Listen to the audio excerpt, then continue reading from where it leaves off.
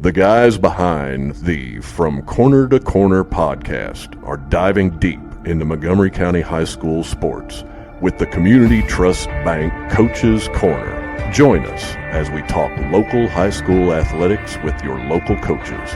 Whether you're a student athlete or a screaming fan, this is the place to turn to get the inside scoop before the next big game. And now it's time for the show with Sean Kiper, Neil Payne, Adam Muncy, and Wes Crouch.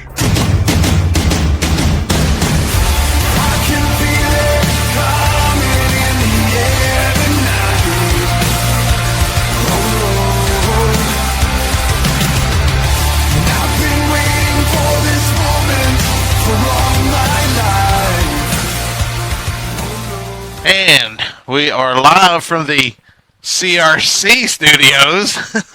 We haven't changed names, but we're on the road, right? So we are the Kelwell Commissary Simply Secure Road Show tonight, right? Yeah, we're in Lexington. Yeah, we're in Lexington here, and this is our Coaches Corner presented by Community Trust Bank. Your friend in banking, equal housing lender, member FDIC. Absolutely. Thanks for joining us live on Facebook and YouTube. Before we get started, let's take a moment to thank our sponsors for making all this happen.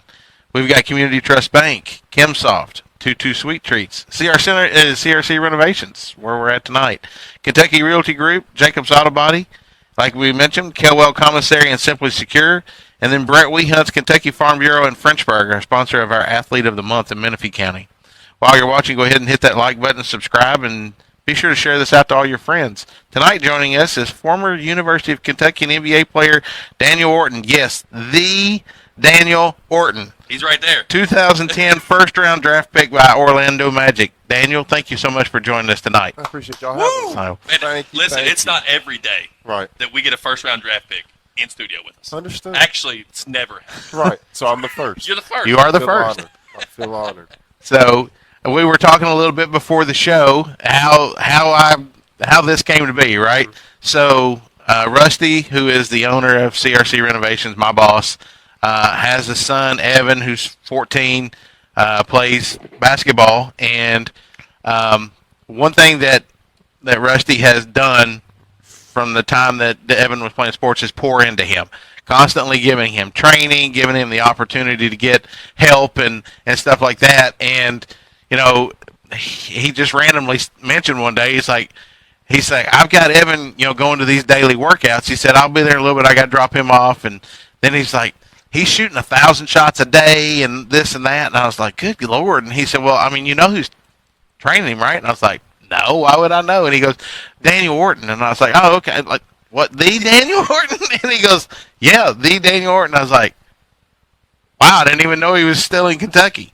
And then he's like, well, you want me to see if he'd come on the show? And I'm like, well, yeah. I was like, of course. Why would we not want him on the show? That's so, Right. yeah. So it's exciting to have you here. We want to, we'll try to keep this as short and simple as possible. But man, there's so much that we want to talk to you about because, one, like Neil said, not every day we get an NBA player in here. Division I athlete NBA players. Right. Yeah.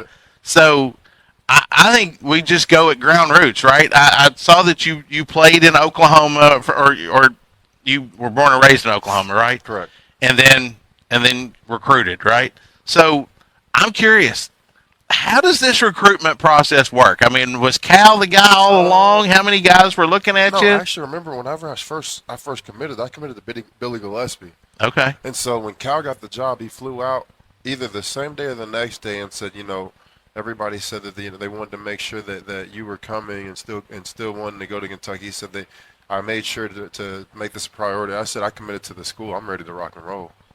I'm definitely ready to stay. Nice. So it was stressful at first whenever Coach Gillespie got fired because you finally make your decision. It's like it is the first major decision you're making in your life, and it's really stressful. And it got to a point to where some coaches. You have to tell them, hey, I'm no longer interested. And there was one coach, I'm not going to name any names. He was like, are you kidding me? He cussed me out and everything. I've spent so much time, yada, yada, yada. And sorry. Sorry, Coach. Like, I don't know what you want. This isn't going to help your case, honestly. I don't know why you're doing this, but I mean. Yeah, this makes me want to come play for you. Exactly. I'm sorry. Like, I don't know what to tell you. But I mean, it was stressful to think, oh man, I have to go through this process again. So when Cal flew out to come visit me and, just kind of ran through his whole speech, I was like, it was a kind of a huge relief to know that I still had a home in Kentucky. That's where I really wanted to be. That's where I had set my goals at. And so this is where I wanted to be. It was phenomenal just to have that experience. So early on in your process, you pinpointed Kentucky as a place that you want to be. Most definitely. So, it was on my official visit. Okay. Official visit that I committed, and then it was the first, one of my unofficial visits. Of course, with things in Kentucky, word got out that I was coming from an unofficial visit. Landed. I remember I came from one of the top Nike camps. I landed in Lexington and got to the hotel. I'll never forget at 11:53. And as soon as I walk through the front doors, I hear this huge roar. Like, what is going on? And everybody starts chanting my name. Yeah. I said, oh, these people are absolutely insane. But I loved every bit of it. And then when you start to really take everything into consideration, you start to find out Kentucky fans, they expect you to win absolutely every game. I said, that's the school I want to go to. Right. Because I expect to win every single game. Right. And if I'm one of the top players, I want to play at the nation's #1 school. In my mind, that was Kentucky. And then it comes to a point where we bring in all the top talent. John Wall, DeMarcus Cousins, Eric Bledsoe, John Hood. We had this amazing draft class come in, and you think, oh, yeah, let's get to work. Let's get going. Because I've seen a lot of these guys at camps. I even me and John have played together at a few camps to where some things that showed in our season. There was a game in Indiana. I caught a rebound through an outlet pass. John takes one dribble, boom, boom, goes up for a dunk. We had been doing that for the longest time, honestly. Yeah. Like, we had all that was synchronized. It was in play. The chemistry was there. We knew what we were going to get with each other from the longest time. Because I didn't see Eric that much and only saw John on a few occasions at camps and at a handful of tournaments. Right. Never seen Eric before. But me and DeMarcus, because we were two of the top 3 centers in the country, we battled all the time. So I knew once we had him coming, I said, this is going to be incredible. Right. I always wanted to play with another 7-footer. Me and DeMarcus didn't get many minutes together, but that was always my goal. I said, if I can play with him, this would be phenomenal. In the summer leading up to my freshman year, me and Patrick Patterson were working out the whole summer. So I said, if this dude works this hard and I match his intensity, this is going to be scary what comes of this. Yeah. So it was a whole lot of fun just going into that process, seeing everything, watching everything play out, and everything went by like that. It was a blink of an eye before you knew it, the season was over, and it was one of the saddest experiences of my life because it was such a great time transitioning from high school and going into that, I guess, 9-month period where we had so much great success, and it felt like it was a dream. Honestly, it was a dream. It was a dream come true to always, be on one of the nation's top teams. Yeah. Like my brother played Oklahoma State, so I got to watch him play on a Final Four team. Got to see them do the whole NCAA tournament. Got to kind of firsthand witness all of that, and you just sit back, you're like, wow, this is incredible. Like, I really can't wait to get to this point in my life. Right. And then you show up as a 1 seed? Yeah. Yeah, it's nothing better than that. So you talked about being recruited by Coach Gillespie. Coach Gillespie gets fired, Coach Cal comes in. So when you were recruited, the talent that came in with you that first year, that wasn't the talent that was supposed to come in. No, it was supposed to be, I think at the time it was me, John Hood, and G.J. Villarino, I think. Yeah. And then it changed pretty fast. I mean, so as a top recruit, that has to be super exciting for you, right? Yeah, it was because I always wanted to battle, I always wanted to compete, but I always wanted to be on a good team. Yeah. So if we can get all the players, let's go. Right. Let's go. So you come to Lexington. Of course, Cal's here. The first game I remember in Lexington was against Miami, Ohio, when John Wall had to hit a buzzer beater to win, and you're like, what the heck is this guy doing? He's got all this talent. Right. Because we're all armchair coaches, right? Because it's easier sitting behind my TV, like, what is this guy doing? Can he not manage all this talent? We're better than them in every position. There's a lot of gelling that goes on. People don't understand that. Yep. So the season, fantastic first year. Actually, my wife and I were pregnant with our first daughter, and I had said that if Kentucky wins, I was a huge John Calipari fan. I said if Kentucky wins the national championship, I'm naming my daughter Calipari. Huh. And my wife was like, okay. And, of course, almost did it, right? Oh, that would have been awesome. It would have been. So we'll just blame that on Cal. That's fine. No, we can't do that. We couldn't shoot against West Virginia. No, that zone, man. That zone killed us. Actually, I blame Jody Meeks. Had Jody Meeks come back. Yeah, no, there was. I mean, I got a lot of theories about that, but also, like, because in my opinion, I always thought we were going to get Xavier Henry went to Kansas. Yeah. Me and him we were friends in high school. We played together, played against each other so much. I thought we were going to get Xavier Henry. Yeah. So I don't know. It was a lot. I forgot about him. Yeah, I forgot he was man. one of those pieces that a lot of people thought he was coming here. Exactly. Exactly. I thought we were going to get Xavier. NIL money must have been shifted that way. Speaking of, I wish they would have had NIL deals then. Yeah. Oh my goodness. I'm sure. I would have definitely stayed in because I always thought I was going to be in college for 3 years. That was always my plan. Yeah. Every plans change, things change. Situations are different. But I always thought I was going to be in college for 3 years. With NIL, I could have stuck around. Yeah. And had a lot of fun. So you were part of the best college game I've ever seen in person. I was in Nashville for the SEC tournament. Oh, okay. And the Mississippi State game? Mississippi State championship game. DeMarcus Cousins with the tip in. I'm sitting 10 rows up behind the bench. Oh, wow. And like DeMarcus, it's when he runs and gets tackled and goes underneath the scorer's table. Right. It was the greatest game. It was the best experience I've ever been around. It was that game for us was nothing but fun. Yeah. Because Cal came with one of the greatest speeches. Before the game, he said, "Guys, just relax." I'll never forget it. He said, "Worst case scenario, we lose this game and we give Mississippi State, another SEC team, a chance to get into the tournament because right now they're on the bubble." Right. Said, "Best case scenario, you guys come out SEC champions." Said, "You guys already been regular season champions. Go out there, have fun." Leave it all on the floor. Right. I'm thinking, let's go have fun. Right. Let's go do what we do. And of course, like every other game, I thought we were going to blow them out by 20. Right. It didn't happen. I thought the same thing in March. I said, dude, we're about to steamroll through absolutely everybody to a ring. Yep. But March has its funny way. Tournament time, man. It has its funny way of making things happen. It's always those weird schools that gets in Kentucky's way too. Right. Like West Virginia, the worst possible matchup draw. Right. Right. Just like the Dwayne Wade Marquette team, before that, like that Kentucky team, like was good enough to win the national championship, and then Dwayne Wade literally had the game of his life in college, and we couldn't beat him. And That's it's like March Madness is so beautiful. yeah, Right. But then we come in with the Harrison twins a couple years later as the 8th seed against Wichita, and like poor Wichita. Right. That was the ready. horrible They weren't draw ready for for Wichita to have to play that Kentucky team. Wichita had such a great season that Yeah. year, They too. did.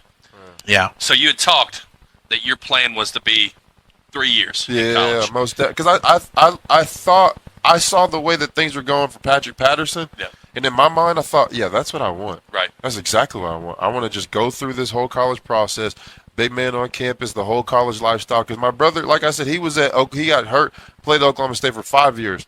So I thought in my mind, okay, yeah, that was the dream that everybody, the academic advisor, that they told me, hey, you're not going to be here long. Let's just kind of take you along this path that Patrick went through. I said, okay, yeah, let's do it. Right. So when did that start shifting? When Cal made the comment that at the end of the year, Daniel Lord's going to have some options, because I didn't even think about it until he said that. I said, wait, what? Okay, understood. Now I got stuff to think about. Right. I mean, because in your mind, you know the season that you had compared to Cousins and Wall. Did you think you were a first-round draft pick? I didn't know. You didn't know. Like Okay. in my mind, I just let me go out here, work, and see what happens. Right. Let me go out here, work as hard as I can, and see what happens. And that's been my mindset about everything from day one. Right. Let me go out here, put in the time, put in the work, put in the effort, play as hard as I can, and see how this goes. Right.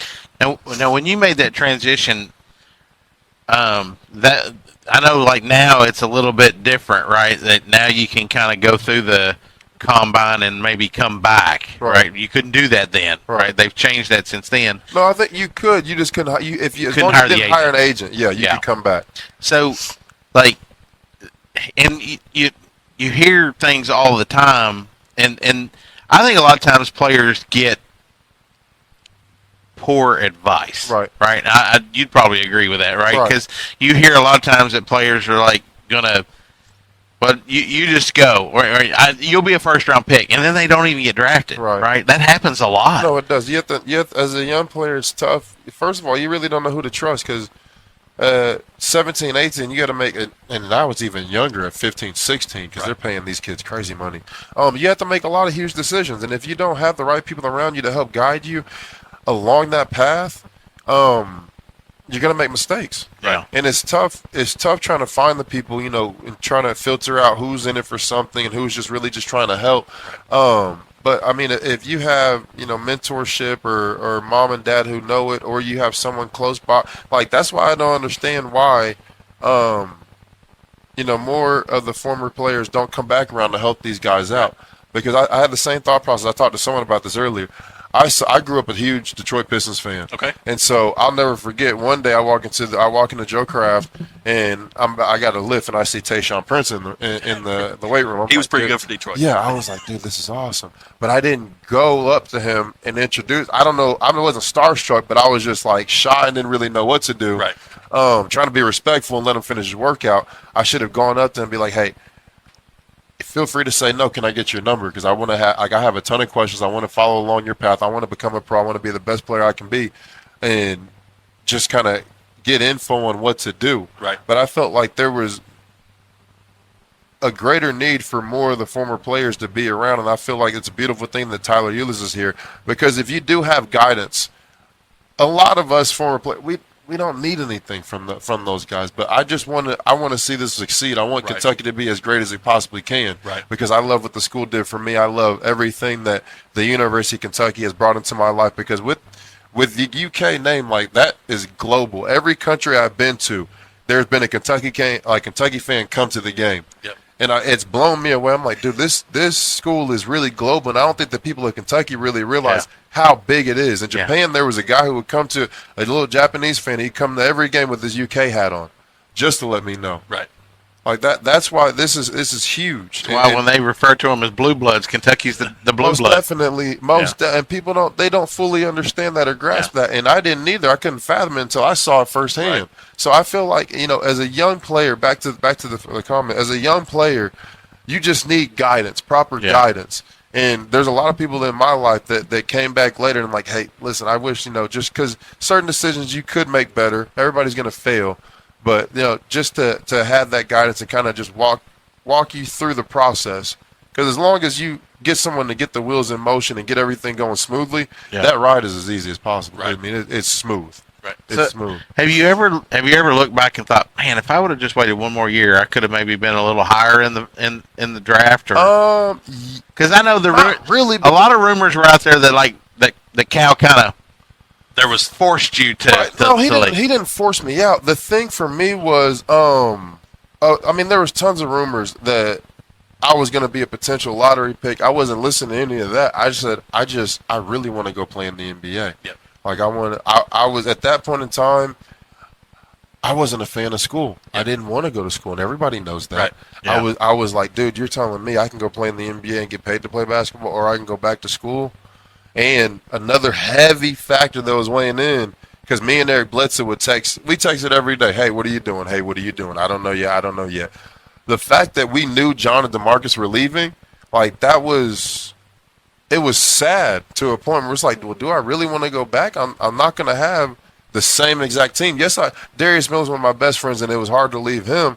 But it's like, I'm not going to have all my brothers there. Yeah, we're going to have new people, but what does this look like? So you don't really know what you're getting yourself into going back. And I feel like that was something that you do think about, but I enjoyed my rookie season and my NBA career, so I don't look back wondering that. But also, it gave Josh Harrelson a chance to really shine and turn himself into a phenomenal pro too. Yep. It really worked out for him the best. That's why when I saw him perform, I was like, dude, I'm so happy for him, because he works his butt off. He does, and he earned every bit of everything he got. And that's one of the cool things about you being here, right? Is us as fans, right? Don't look at that as in, well, if I go back, I'm not going to have my team. Right. I'm not going to have the guys that I just got this close with, so I got to start over. Or if I go back, Josh Harrelson's not going to get the minutes that he would get because I'm going to take those minutes. Right. I mean, not necessarily, but I mean, it was just. Right. I mean, it was. I don't know. It was, and it's like because it was a blessing to play with all the top talent we got to play. Of course, there's John, there's DeMarcus, there's Eric, but like Patrick. Yeah. To play with Patrick Patterson was one of the most incredible things. To battle with him every day in practice was one of the most. He was always one of my things. favorite players. Oh, he was one of my favorite players. Yeah. He was. Yeah. So it was like, dang, we're losing a guy like Pat, and you're not going to find a Patrick Patterson on every street corner. Let's call it what it is. So I mean, it was sad. Like after losing that game, everybody in the locker room was just crying, bawling their eyes out, and I'm just sitting there like, dang, this is over. Like, this is the biggest nightmare that came from the greatest dream, and it was sad. It was tough to kind of, I guess you could just say process everything. Right. Yeah. It was really tough. It took time. So you have decided to go to the NBA. Mm-hmm. What does that process look like? Obviously, I don't know if you can tell this. I'm not a professional athlete. I've never been on any NBA radars. Right. So what does that look like? I mean, at first it was for me going out to California and start working out. You go through what I want to say. I worked out for a few weeks, and then you start going to. You get invited to workouts. Right. So normally, like I would work out a bunch against. There was a group of guys. Hassan Whiteside. I can see his face. Can't think of his name. I don't know. There was a Ghani Lawal. A group of guys, like 5 or 6 of us, that we would see each other continuously. We were around that range of anywhere from 15 to 30 in the first round, and then first pick in the first round down to 20. And we would just work out against each other. It was a lot of the same positions, and then you'd see like say my first workout I believe was in Indiana. Okay. So you come in and you see the guards working out whoever they were training for their draft picks, and then after that you put your stuff on, they get you warmed up, get you going, and then you battle against those guys. Then you might fly to, let's say, Charlotte for a workout. And they might even put you on the same plane as the guys you just worked out with. So you're like, oh, okay, I'm going to see you again. I know what to expect. Then they get you flying like across. I mean, I did maybe 15 workouts. Okay. And then had 24 lined up and just cut it off really because I was going through some stuff, kind of just need a little time off. But in between those workouts, you're still going back and training. So you're getting no sleep. You're constantly on the go, and you're trying to move up in the draft, but there's not going to be much movement in the draft. Right. Wondering, what in the world do they have coming overseas that we don't know, that we can't expect? Right. Yeah. And so that's another thought. Who are they going to bring in to see them? Now, are these like workouts that like multiple NBA teams are at watching, or like when you literally one specific? So team. you go to Indiana for the Pacers. Yep. Gotcha. Yep, they give you Pacers gear. You wear it. Everybody you work out against each other. It might be a 2-hour workout, 2.5-hour workout, and then you move on. The hardest workout, and it's funny because guys would talk like, "Oh, have you been to Miami yet?" No. What's in Miami? I said, "Oh man, it's going to be the hardest workout. You start off 1-on-1 full court, 2-on-2 full court, 3-on-3 full court, 4-on-4 full court, 5-on-5 full court, and then you pretty much everything you do is just condition. They want to see what type of shape are you in. And so actually, one thing that I stole is a 3-minute run. Okay. So I do it with my little 5th grade group right now. I do it with the older kids we have too for our AAU team. And so you have to touch each baseline, and every time you touch a baseline, you count. So you try to get 1, 2, 3, 28 touches in 3 minutes. It's a great drill to find out if your players are in shape or not. And so I mean, it was like no, that Miami workout. People were fearing that Miami workout, but I mean, at the same time, if you're in shape, it's nothing. Right. And they're like, okay, let's move on to the next thing. Let's give it what you're going in. But most likely, if you're not in shape, they're gonna say, all right, but this isn't for you. this is not the place for you. Not at all. So you got to figure something else out. Then you go through the process to where you go through the combine. You do all the show for the cameras, the agility test, the ladder test, the vertical leap test, bench press, and then play. I actually I did all the testing, but I didn't play. I didn't do the workout the second day. And then the fun part for me was, because I like to talk, obviously, was the interviews. So you're in Chicago. They have everything in Chicago. I don't know if they do it in Chicago still anymore. But you're in a hotel room, and you go from room to room meeting with teams, and then they give you a little schedule. This team is on this floor at this room. Boom, boom, boom. You go in. But every team is different. So I think it was like the Utah Jazz, the first one I walked into. They have the GM there, a couple of the coaches there. You kind of talk to them. They ask you questions. Yeah. All right, appreciate it. Thank you. One team, I think it was the Indiana Pacers. They had a psychologist there and a laptop.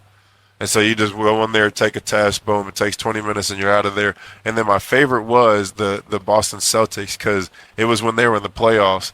and Danny Ainge just on the couch by himself, arms out, legs folded. I think his legs were propped up, and it's just like you're having a full conversation with Danny Ainge. I'm like, this is so cool. That's cool, right? This is so cool. No, they didn't pick me, but I got to have a one-on-one conversation with Danny Ainge, and nobody can beat that. It was a really good GM. Exactly, exactly. So I mean, it was a whole lot of fun, and it was a fun process. You know, you get to see, because at that point in time, a lot of former players are coaches now, so you get to talk to them, kind of get a view on that. But you're so young, you really don't even know what questions to ask. Right. You don't want to seem like an idiot and ask the wrong question, because it's a job interview. Yep. But it's so stressful because, you know, most people with a job interview, they might go one job, two jobs back to back. This is like 20 to 25 job interviews back to back to back with millions of dollars on the line. Yeah. So for an 18, 19-year-old, it's stressful. Yeah. It is. I'm sure. It is. And then you go through the draft process, you get drafted, you go through the rookie transition program, which the NBA does a phenomenal job with. Their player association is really good. I don't know about any other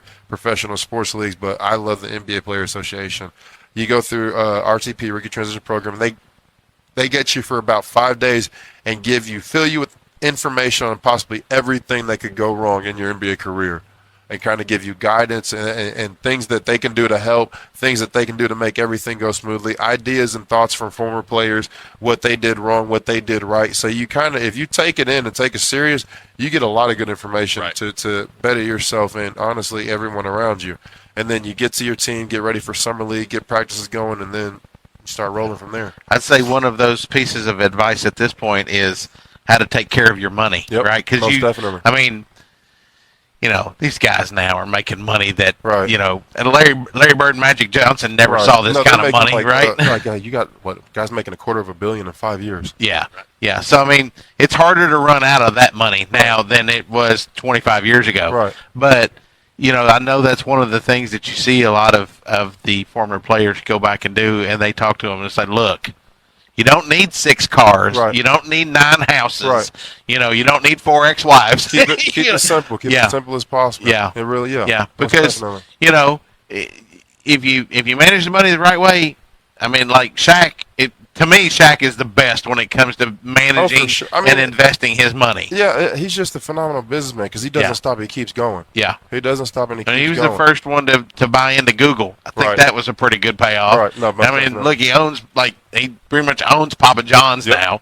So you know, that kind of stuff is cool on that part of it. I do have a question. So, you know, like in the NFL, they do like the Wonderlic test, right? You know what I'm talking about? It's like a smarts test, you know, that everybody has to take. Yes. Right? Yes. Did you all have to do that too? The Pacers, when I went to their workout, I don't know if it was a Wonderlic test, but it was something about an IQ. Yeah.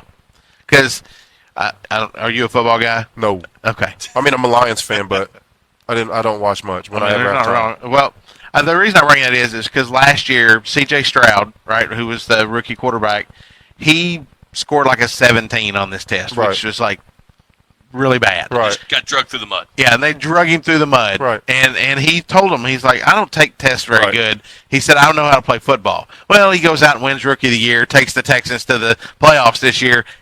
He's pretty good, right? So, and it's funny because me and him were like the only two out of all of our group that was on, say, like, he's the best quarterback, right? And the test doesn't matter, right? And you know how to play basketball. You know how to play basketball. At a certain point in time, you just got to compete. You got to figure out how to put the ball in the hole. Yeah. I mean, you gotta have guys that have a will to win. You can even know how to play basketball and still constantly get beat. Yeah. Because it takes heart, takes their determination. Yep. I feel like that. I mean, that's one thing. I don't know how, I don't know when, but it was ingrained in me just to fight. Yeah. And keep fighting.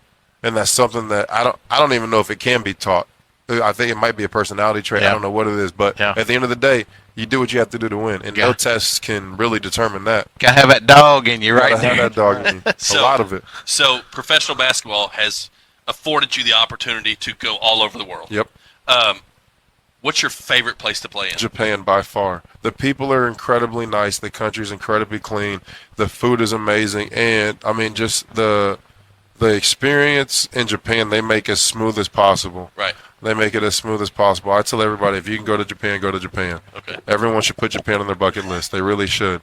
It's well worth it. And I like Tokyo, but I wouldn't even go to Tokyo. I would go to, Niigata. I would go to Kyoto. I would go to Hokkaido. There's a lot of nice cities outside, because like and when I gone to different countries, for instance, like Tokyo, it's I mean, to me, it's basically New York. So you're not going to get the true, genuine feel of Japan going to Tokyo. Yes, everybody wants to say they go and take the pictures, be touristy, but I wouldn't spend much time in Tokyo. I love Japan by far. But I mean, it's tough because I have a lot of friends and I've had a lot of fun in so many countries. It's really tough to Japan is my favorite, but there's a lot that I do enjoy. I've been to Lebanon a few times. I've had a great time in Lebanon. Greece was amazing. Just a beautiful country, fun basketball. Thailand was fun. Thailand was a whole lot of fun. Yeah. It was a paid vacation. Same with Puerto Rico. It really was. It was awesome. So how different is the international game of basketball compared to the United States game of basketball? Oh, it doesn't compare. There's levels in the NBA is far beyond any and everything. The tough part is the hard part for players is everyone wants to try and get back to the NBA, and Europe says that, oh, this is the best league to do that. And they're not wrong. It's good basketball. It's good fundamental basketball. They play the right way.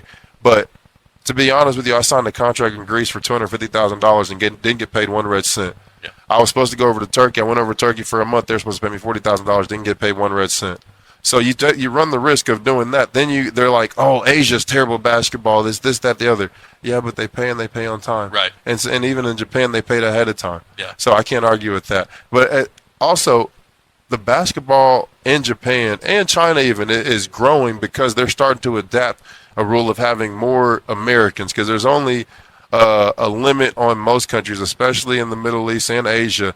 Some leagues do one. They say foreigner. Usually, most times, American. But now it's grown to 2, 3, 4, 5, and even 6, I want to say, in some leagues. And so you're starting to see a better brand of basketball around the world. Yeah. The thing that a lot of these players are doing are solidifying themselves in these countries and getting naturalized. Yeah. So you're starting to see a lot of past Americans, I guess former Americans, playing for these countries. When it comes to the global games, I think it's awesome to see. Right. Because you're just going to see so much diversity in the game of basketball in the next 10 to 20 years with people being deeply embedded in these countries. And I think it's great because you're going to see the growth of different countries, because hopefully some of these older players, they do what I'm doing and they start, basketball academies, start really teaching the game the right way. Right. And then you see kids just start to learn and grow. Well, so I'm glad you made that transition. So how long was your professional career? 14 years. 14 years. So 14 years. Did you always know you want to come back to Lexington? No, I did not. I want to live in Orlando. I love Orlando. Okay. Yeah. I want to live in Orlando. I want to actually live in Orlando and then in the summertime live in Maine. Okay. I love Maine. I ended up in Maine playing for the Boston Celtics, at the time D-League team, the Maine Red Claws. Yeah. It was miserable at first because in the wintertime there's like 5 feet of snow on the ground at all times. But the salt trucks get out pretty quick. But I got a ticket, actually, a speeding ticket, driving from, because my car was in Philadelphia when I was playing with the 76ers, and I wanted to drive it up 7 hours all the way up to Maine, and got a ticket the last 15 minutes of that drive. Last 15 minutes of a 7-hour drive. Got a speeding ticket. I was just ready to get home. Yeah. So had to go back in the summertime, and I was like, oh, my gosh, Maine in the summer is phenomenal. Great weather. My favorite part was the time where they had, like, fresh lobster and crab, too. Yeah.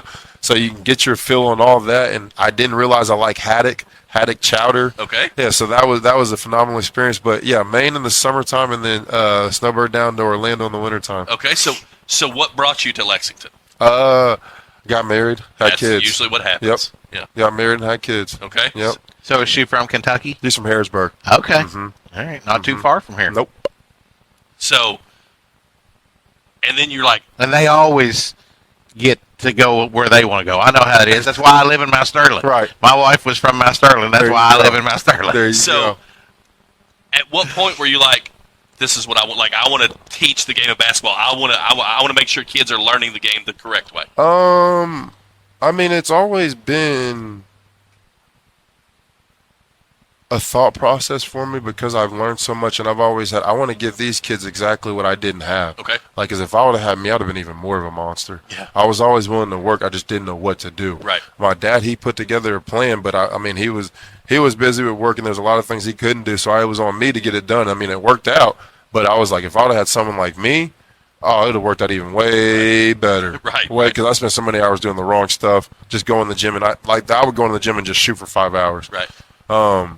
But it came back to me because it was a thought process on how this all works. And my dad put together a plan because when I was in like the 5th grade, he got together a group of kids that went to, it was 3 private schools in Oklahoma, and they started the AAU team. And there was a lot of the kids that would sit at the end of the bench. So they weren't playing. He took them together, got them together, worked the heck out of them, honestly. And I was with that group, and I saw all these kids transition and get better and slowly grow and gain confidence. And I'm like, this is exactly what I want to do. Right. And so that's kind of my premise for this. It's where I'm starting, but I've adapted so many things.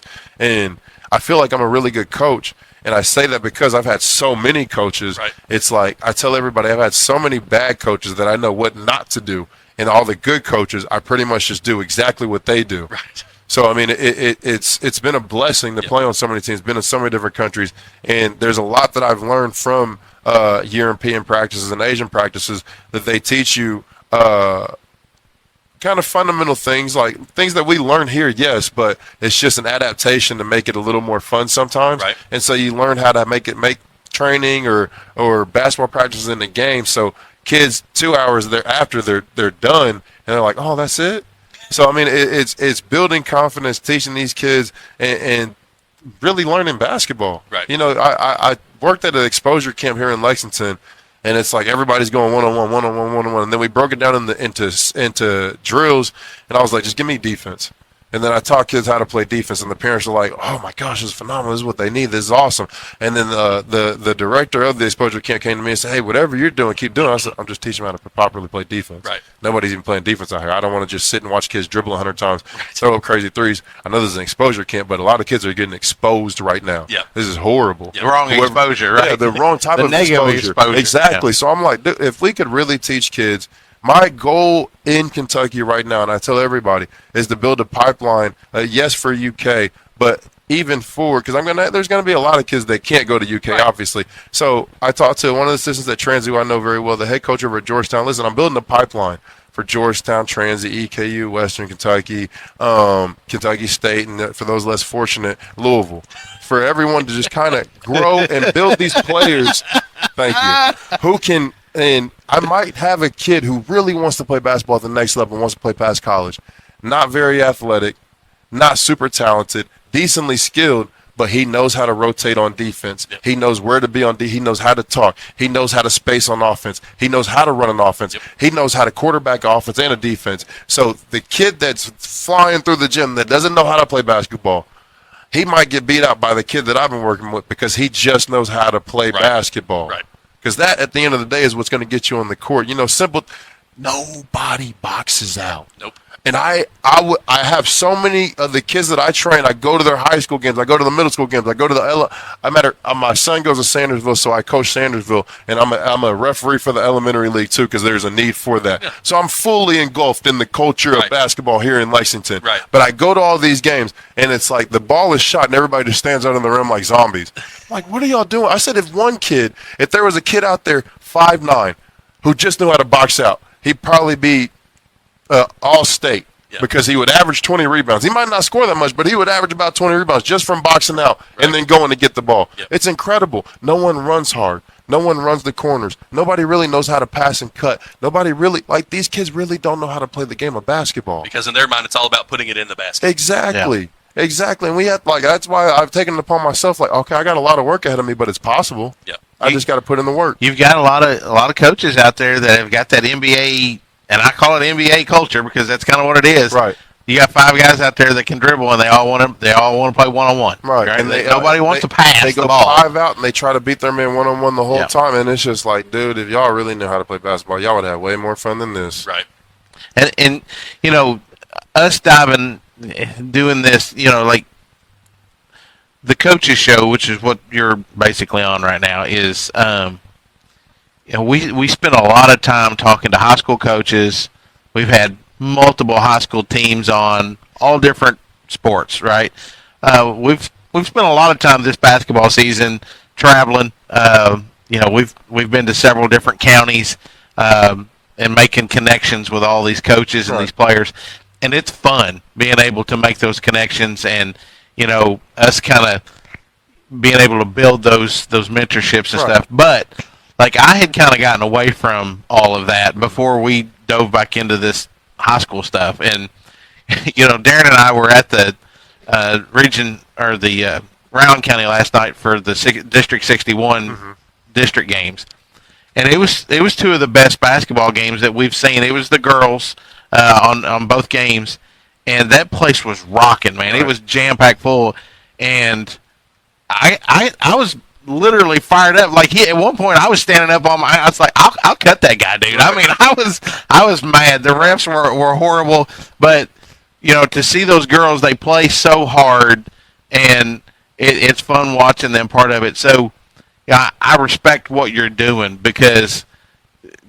you do see that. You do see, there's a lot of teams out there that just are on the floor. Right. That doesn't necessarily mean they know what they're doing. They lack fundamentals. Right? They just don't know what to do. Yeah. They don't know what to do. So, yeah. If you have, like we've kind of buddied up with Menifee County and Bath County, kind of grown to know some of those girls. You have a player that loves the game. They'd like to go to the next level. What would you recommend they do to help themselves become a D1 athlete? Be in the gym 5 days a week, doing the right side. Right now I offer 6 a.m. trainings. And a lot of people that I have will last 2 to 3 days and they'll drop. And I won't see them, and it won't last long. Is it hard? Yeah, it's hard, but it's just real work.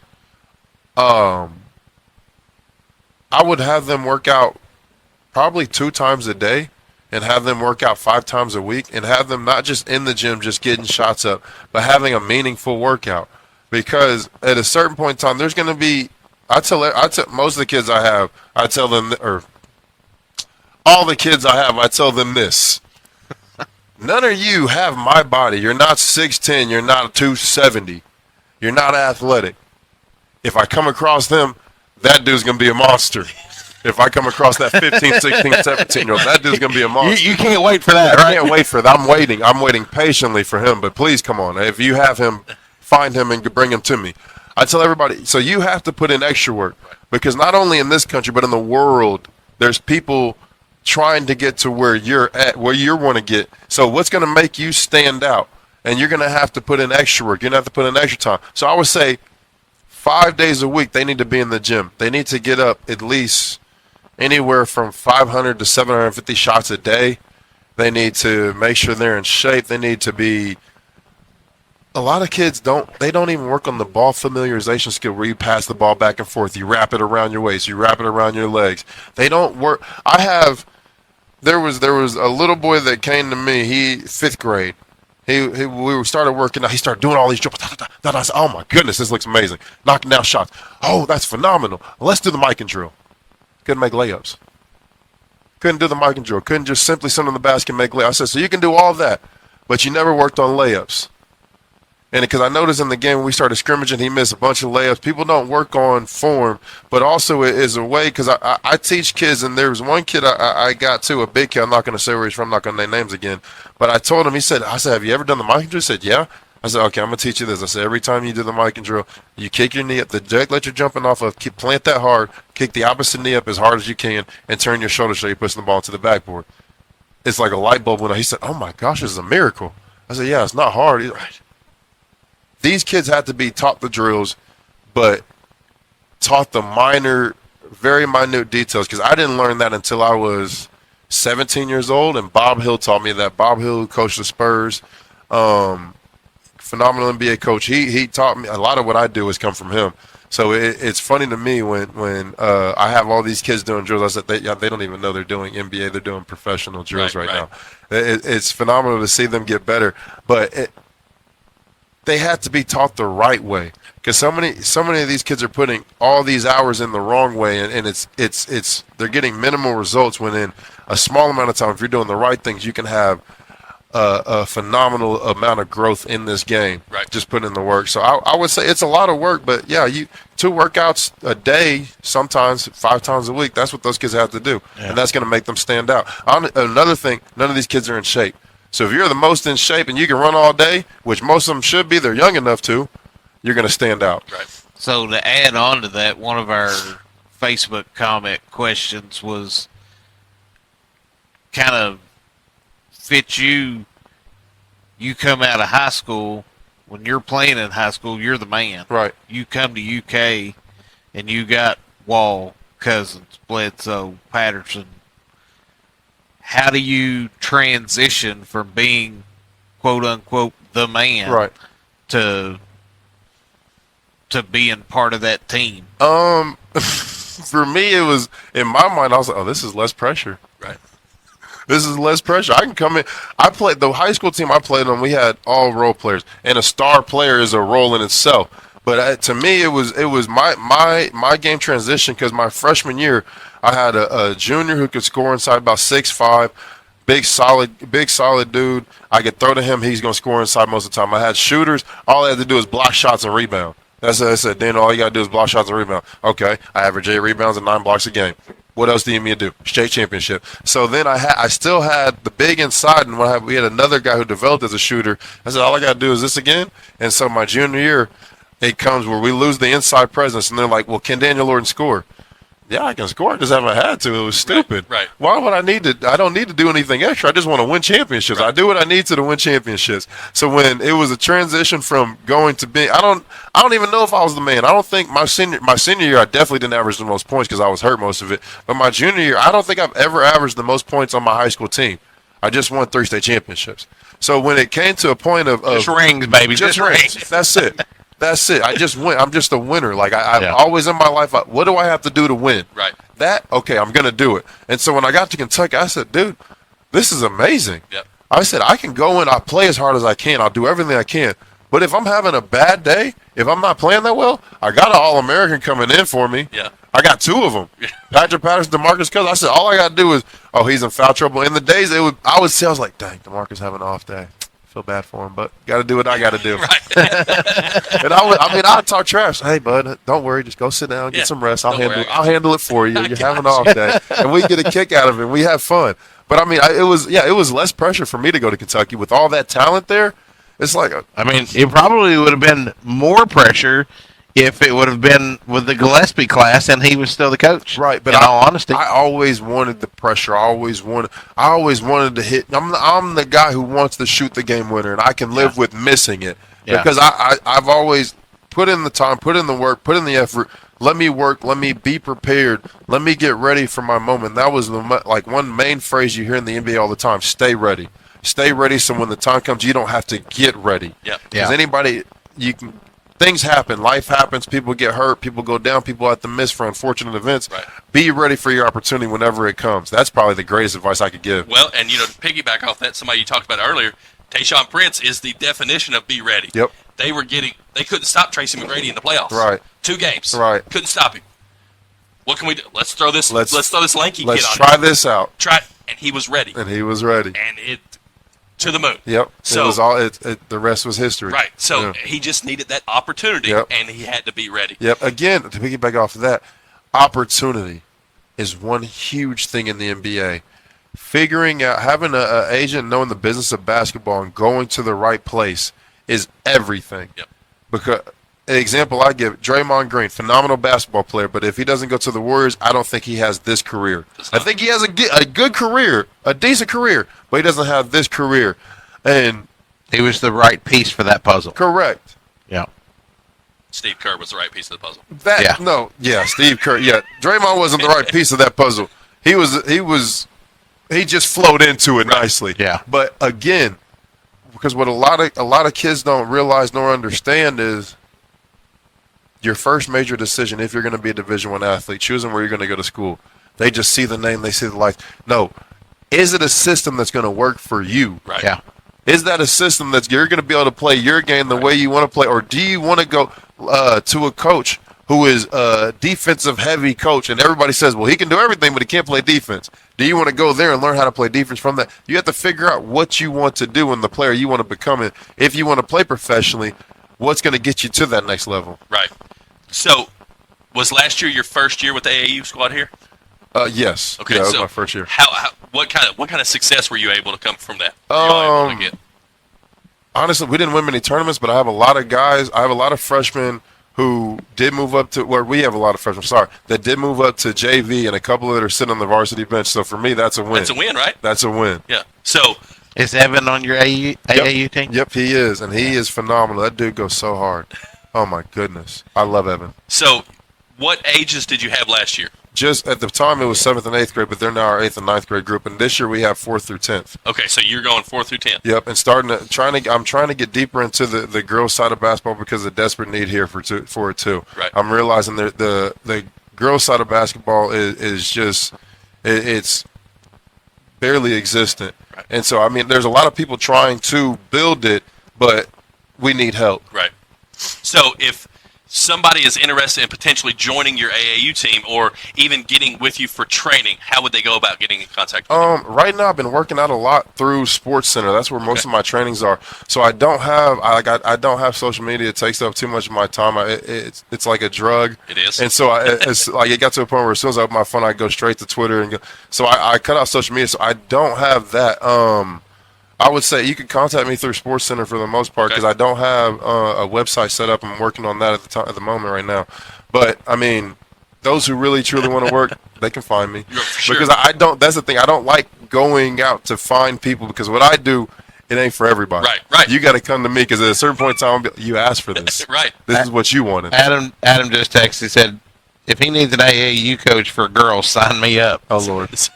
Well, Hey, so Adam Is he ready? Adam is one of our 4 or 5 on the show. Okay. He actually coaches the McNabb 6th grade team girls in Montgomery County. Nice. Yeah, and he's done that for 2 years now. That is awesome. and he's just a guy that loves the game of basketball. Yeah, I've been out Yeah. to McNabb a few times. I know the coach Quinn and I can't even think of his name.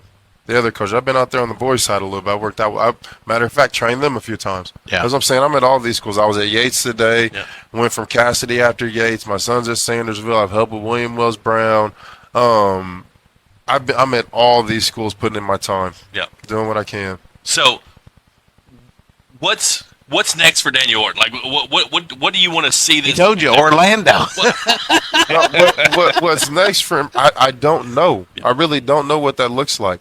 I would love to coach either in college or the NBA. You know, I've had that conversation with Kentucky, but nothing's come of it yet. I'm hoping something comes of it next year, but you know, keeping my fingers crossed. But gonna keep pushing on to what I'm doing. I'm honestly just enjoying working with the youth right now. Yeah. I got a great group of kids that love to work and want to get better, and so it's really it's inspiring to get this going. Like I don't stop. I wake up at 4:30 to get to the gym by 5 to 5:30 most days, just to get ready to prepare these kids, and then like Mondays and Wednesdays, this is my last week of doing it for the past, I want to say maybe 14, 15 months. I was doing free trainings at the Charles Young Center downtown off of 3rd Street in Lexington. Mondays and Wednesdays, 5:30 to 6:30. Started the basketball academy, and just been busy training kids, trying to. Most of the time, I just give kids confidence. Yeah. That's what I tell everybody. I say I can give them the tools, but I just give kids confidence, Right. and we have fun. Because it's you maybe you're the first person that's ever told a kid that you're proud of them or you believe in A them. lot of times, And, yes. you know, as a teacher myself, I find that oftentimes, Right. like, you know, sometimes kids just need to hear, "Hey, I'm proud of you." All the time, kids need to hear, "I'm proud of you." Yeah. All the time. Not all kids, but I would say 95% of kids. They want that. Oh, okay, I made them proud. I'm doing something good. Right. But I'm starting to kind of realize too, and we've been working on something for this, is trying to kind of develop parents and like coach parents. Yep.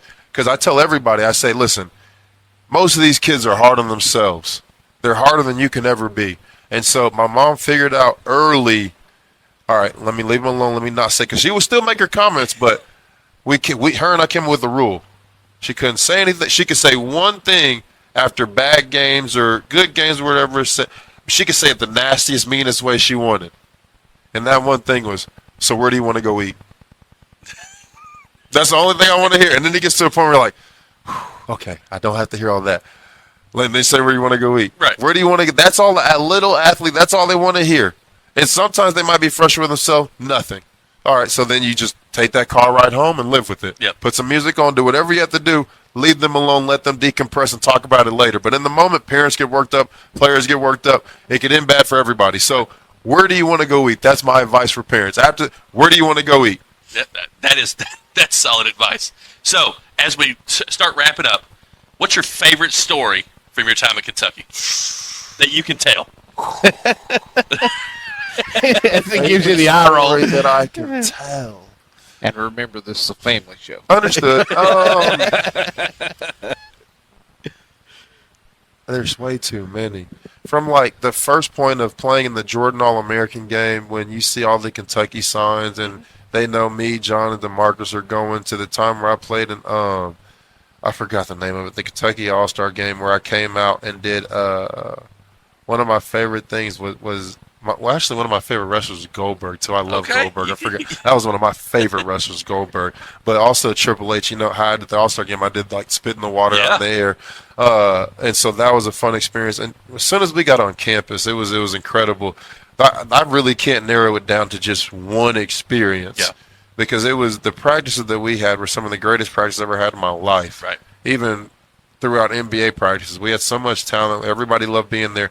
And we would be done with practice, and they'd have to kick us out of Joe Kraft, and then we'd just go to the Johnson Center and go play. Yeah. Like, we did not stop playing. So that team in itself was the greatest experience. Okay. I mean, you know, Cal's had a little bit of rough run here. Right. So what do you think is hindering that now? Is it the fact that NIL and the transfer portal has leveled the playing field? Because I know when you were here in the first couple of years when Cal was here, nobody could compete with him recruiting wise. Right. But that's, you know, with NIL and the transfer portal, that's changed all that, right? Right. I think college basketball and college sports as a whole is at a transition period right now. And the one thing that I've dove into this before, I think one thing that needs to happen is not Cal, for instance, but you see a lot of the older coaches kind of retiring and backing off, getting out of it. And I thought it would have been great to see guys like Mike Krzyzewski and Roy Williams not necessarily retire, but develop into a new role of general manager. Yep.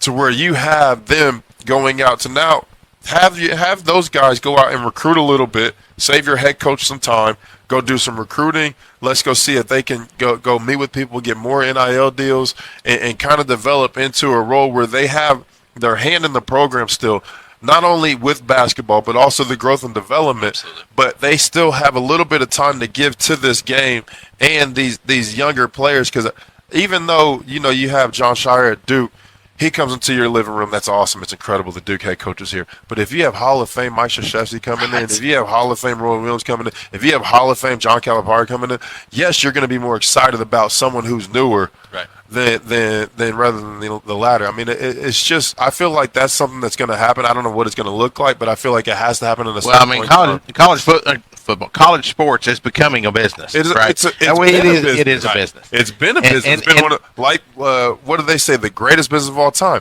You have $1 billion industry, and you pay you pay your employees nothing. Right? Yeah, it's the greatest business. Well, I mean, you got the new football game coming out, and the players that have opted into the game get $600 and a copy of the game. And honestly, as a college athlete, I would have took that too. Yeah, but, you know, $600, and I just wanted a copy of the game. Thank you for the $600. And a lot of players are like that. Like, I mean, obviously, you know, you got players like, you know, Caleb Williams, who's projected to be the number one pick, probably gets a little bit more. But there are players out there that wouldn't have gotten anything, but now they can say, I'm in that game. That's me right there. It has my name on it. It looks like me. Yeah. As soon as we bought, I remember college basketball, the last year they made it was our year, and I was so happy. 2010, Yep. It's still the best. You're the best team on that game. I believe so. Yeah. Blake Griffin was on the cover. I still have that game, and I still play it. I got 3 copies of them. Yeah. So yeah, I still have that too. And then I tried to go in the game exchange and buy. I said $100. Yeah, it's not worth that. Yeah, right. I wanted as many as I could get. But yeah, we're still the best team on mine too, because I put everybody's stats all the way up. We're all 99s. Right. But no, I feel like to have something like that back then would have been different. But back to what you were saying, I don't think it's NIL that's changed everything. I think you have to now develop into a mini, I guess, NBA, you could say, to where you can't just yell at kids. Like, they're not trapped anymore. Yep. They have the option to leave. Yep. And not only leave, but get more money elsewhere. Yep. So you have to kind of start treating them, and a lot of them are immature. They're not grown men, but at the age of 18 in this country, you're a grown man. So you have to treat them like grown men, and you have to have that same level of respect. Hey, I know you got school going on. You feel like you're not coming in. You don't want to come in here and work hard. But, dude, let's just get through this and learn how to be a pro and push through this. You can have a bad day. Just don't have 2 bad days in a row. Right. Figure out how to just get through this. Work your tail off. You might miss every shot. You might miss every defensive assignment. But as long as you're working hard and getting in shape and pushing through and making your teammates better, we can still get a win out of this day. The parents have to learn how to talk to kids, and then the coaches have to learn how to adapt because it's a new day in college basketball. Yeah. But I feel like that's one thing that's always made the transition easy for Cal is he knows how to talk to his players. He's a player-first guy. Yeah. One thing I saw early on is a lot of coaches at all levels, they're either X's and O's or they're players' coaches. And very few do you find the coach that is both. Mm-hmm. That's when you have your Steve Kerrs, your Doc Rivers, and you kind of just adapt all these things and kind of just go from there. I feel like that in this day and age of the internet and all these streaming services, like I remember there's a Netflix series it's like the Coach's Playbook. Okay. And I watched that, and you see like how Doc Rivers like just thinks, and he made a comment on, these young men, they come into your life, and you want the best for them, and you want to see them succeed, and so you do everything you can, but it's a short window, and you don't know who's going to be there from day to day, and it's like that is stressful and that's tough. Yep. I'm in a situation where I get to be around kids for 3 years, guaranteed, maybe more with the younger groups, and so it's a blessing to see that too, that side of it. It's incredible. Yep, it's incredible. I mean, and that's kind of the part of it, right? And one of the other things I wanted to say this a while ago. I know a lot of AAU coaches get a bad rap, right? But you also have a lot of guys out there that are not in it for the kids, right? Correct. They're there because they're trying to build their brand. Right. I want to be able. They're trying to hitch a ride. Yeah, to the next level. Exactly, and I feel like that there's especially in America right now there's a huge lack of teaching the game, and a lot of because I've talked to some parents that the last team we played for we never practiced. What? Right. What do you mean you never practiced? I've literally heard that. I mean, I know of course Rusty with Evan, but one of the other guys that works with us, he's big in the baseball stuff, right? And like. Sometimes these travel baseball teams, it's just like, hey, I just need 10 guys. Right. Just let me know if you can come or not. And they'll just show up and play. And it's like, I mean, how do you? Yeah, but we're not going to practice. And to a certain point, like that's what my thing. We're talking about practice. We're talking about practice. It's going to take time for people to see and understand that. Hopefully, it happens sooner than later. I have great parents like Rusty that get and understand early on. But it's going to take time. You build the chemistry, you teach kids the game, and then you get to a certain point where you have the kids that aren't as talented, aren't as skilled, but they work their butts off, and they know the game. They know how to do the fundamentals, and they come out beating teams where everybody's like, wait, hold on, this team wasn't supposed to beat this team. Right. And you tell them, well, why not?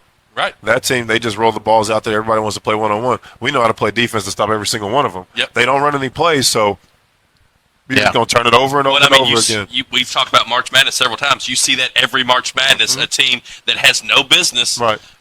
I mean, look at last year's Final Four. Right.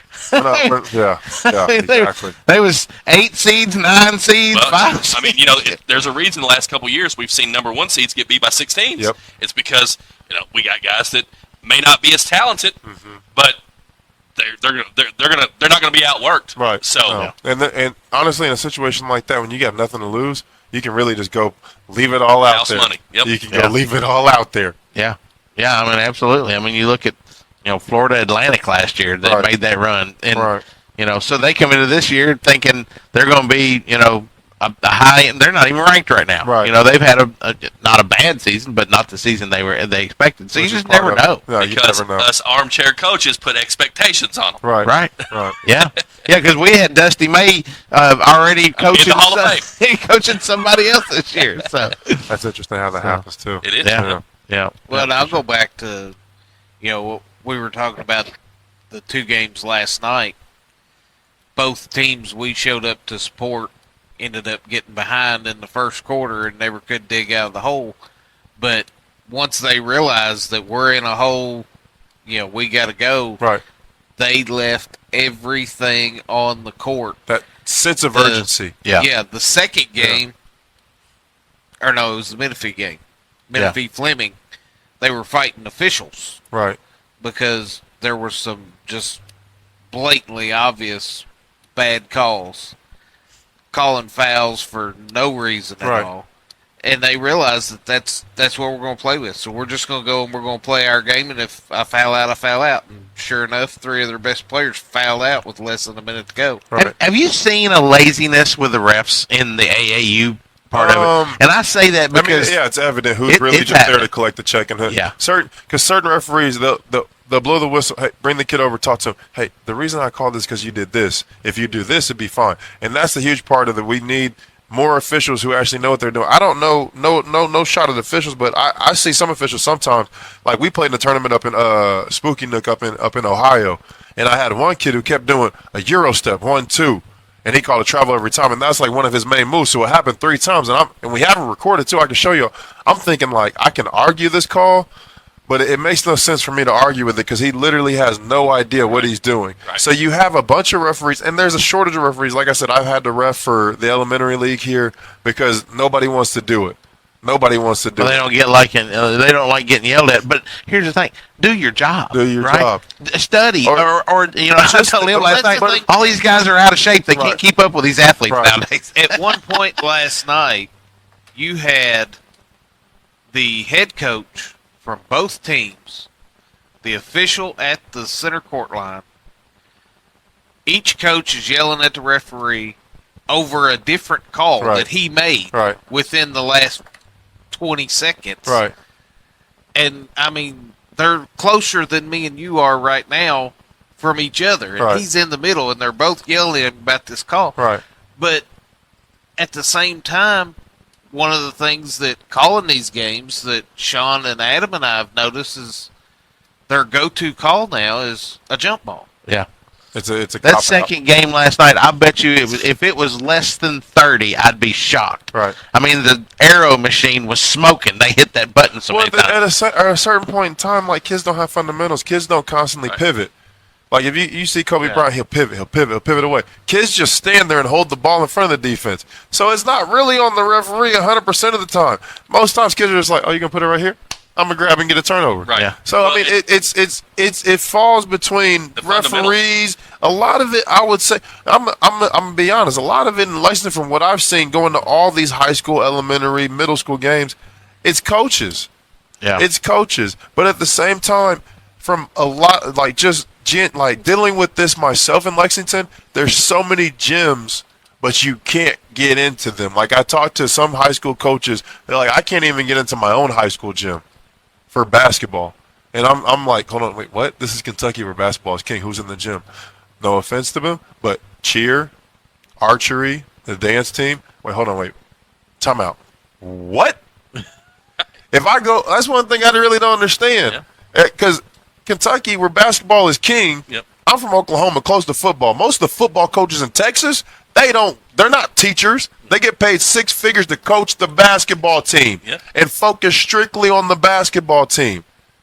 So Kentucky, we got to step it up. I'm not saying we have to get to that level, but if we want to start paying 6 figures, I might be on the coach. No, but listen, if you do the entertainment part of high school basketball right, let the players dunk in warm-ups. That's what we want to see. Why are we penalizing people for dunking? Let them dunk in warm-ups. That's what we want to see. Bring music. I went to a high school game. They didn't have popcorn. I said, why?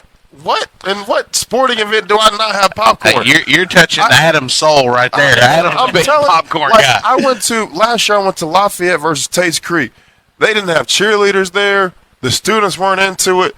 I've been to many games where the bleachers aren't pulled all the way out. They're not selling out games. Some of the top teams in the state aren't selling out games. if you really put the entertainment value into Kentucky, if you put like time into it, you would get more kids that want to funnel here. Yeah. And then what do we get? Some of the top talent from Kentucky, they're just going to go right over to UK. Yep. They're going to flow because they're comfortable here and they know it well. Kentucky has to put a lot more money into basketball here because the fact that I can't get a gym. Like today, I called 3 different people trying to get gym space, and volleyball beats me out every time, every single time. So I mean, it's tough right now because like everything that I'm doing is like I have to keep reinventing the wheel and all these things. That the people that I work with were like, well, how do we get this done?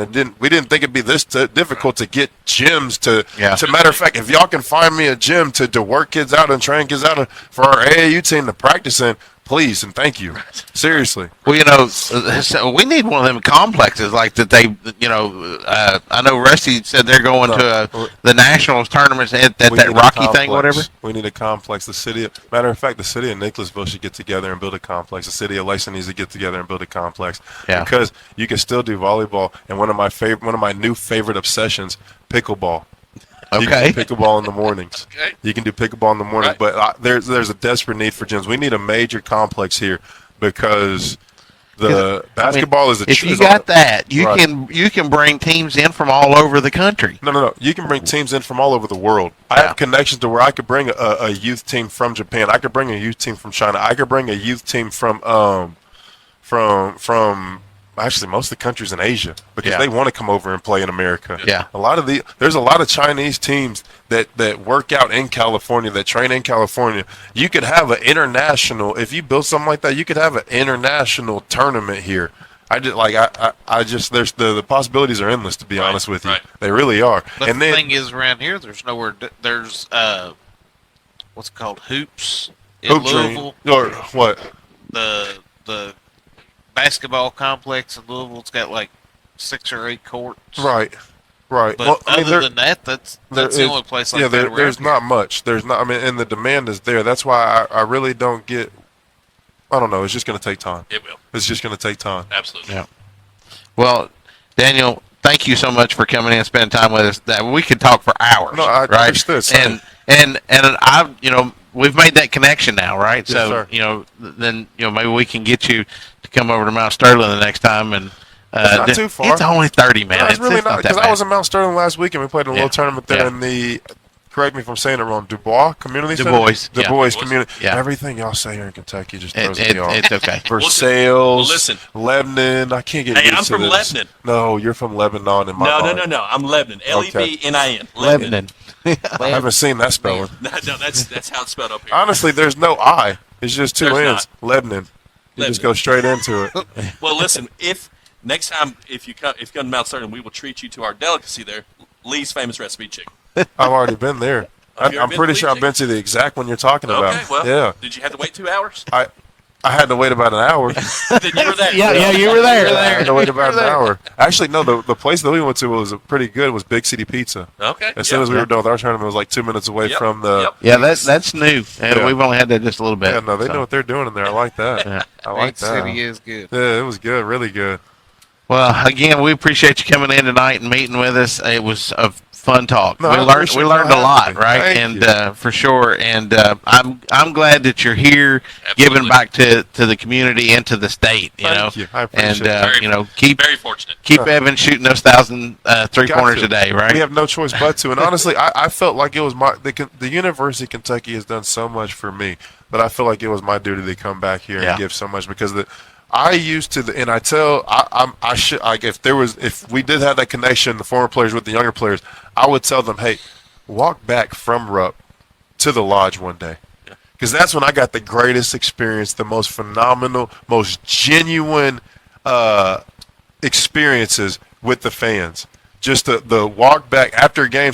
Most games I would drive, and I was one of the only ones with the car, so I would have John, DeMarcus, Eric, whoever in the car with me. But sometimes I'd just ride with Pat or ride with Ramon, and then be like, no, I'm just going to walk back. Just to have that experience with the fans and talk to them. Because once you figure out who you're fighting for, that gives you a greater sense of this is way bigger than me. Right. People they genuinely love you. I had so many older women say, "Hey, I'm your grandmother, and you don't even know it.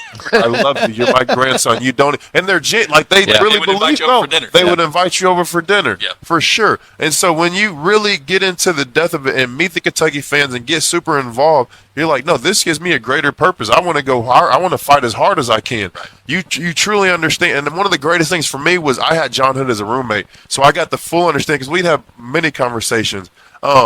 Just getting an understanding of what it means to be from Kentucky playing for UK. Yep. And I was like, dude, this is like, I understand it's a dream come true for you. It's a drink for me. Right. So to be from here, I can't even imagine. Yeah. Right. And I mean, you got Reed Shepard, playing that role now, and then He's playing a who's the different kid from role. Lyon County coming? Travis Perry. Travis Perry's coming next year. Right. I really hope that Reed stays because I'd love to see those two on the floor together. So Good luck. He's a lottery pick right now. yeah. He's out of here. I tell everybody, Reed, in my personal opinion, is Chris Paul, but he can shoot a little bit better. Yeah. So Reed's gone. I hate to Yeah. say it. Yeah. I trust me. I wish he and Rob would stay. Oh, and I love Rob. Oh, my he's goodness. a I firecracker, man. tell everybody, Rob is a generational talent. The things that he can do he's one of a kind. Yeah. Like the duo between Rob and Reed, Kentucky fans need to cherish every moment from here until the end of the season because that's something special that I don't know if we'll ever see it again. Yeah. I really don't. And we've had a lot of great guard duos, but they're definitely up there. Yeah. Yeah. The thing that gets me with Reed Shepard is he would rather come off the bench. Right. If you want to start, you go ahead and start. I'm gonna get my minutes. No, he's a winner. Yeah. At the end of the day, and whenever you need me to come in and change the game and do what I need to do to win, I'm going to do it. Don't need the points. Don't care about the stat sheet. I just want to win. Yep. Yeah. I just want to win. Like, one of the greatest quotes my dad always came up with, a winner will do what a loser won't. Yep. A winner will, after the game, get extra work in, go get extra shots up. A loser will be satisfied with the win and go home and go to sleep. Kobe Bryant. Yeah. He's that. The Mamba mentality. He's The that Mamba dude right there. mentality is different. It's 6 a.m. workouts. That's what I tell everybody. I've had kids, like I said, I've had kids show up 1, 2 workouts. Oh, I can't make it. I understood. This isn't for everybody. Right. Just don't tell me you want to be a Division I basketball player. Right. Good Yeah. luck to you. Right. Yeah. Yeah. That's the truth. Yep. That's the truth. That is the truth. So, well, guys, another great episode on the Coach. Did we want to name our athlete of the week? Nobody ever told me who it was. I told you on the way here. Okay, you name it then. So our Kim Soft athlete of the week, racking up her second triple-double of the season. Last week was our 2-2 dog of the week. This week, Savannah Jarvis, our Kim Soft athlete of the week. She's killing it right now. 2 triple-double. Yep. Yeah, back-to-back games. First ever in Montgomery County history to do it, and she's done it 2 games in a row. Huh. So, well, I guess technically she didn't last night, so the 2 previous games, Yeah. but Right. still, she's Right. killing it. So, well, congratulations, Savannah, 2-time winner of the Athlete of the Week this year. And, guys, another great episode. Daniel, thanks again for coming and seeing us.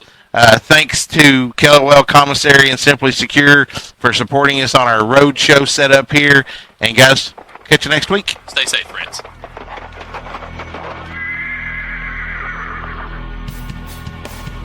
The Moco Four Horsemen would like to thank you for listening to From Corner to Corner.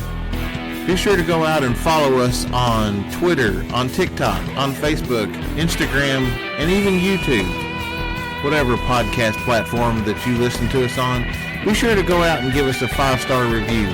Thanks as always, and we look forward to seeing you next week.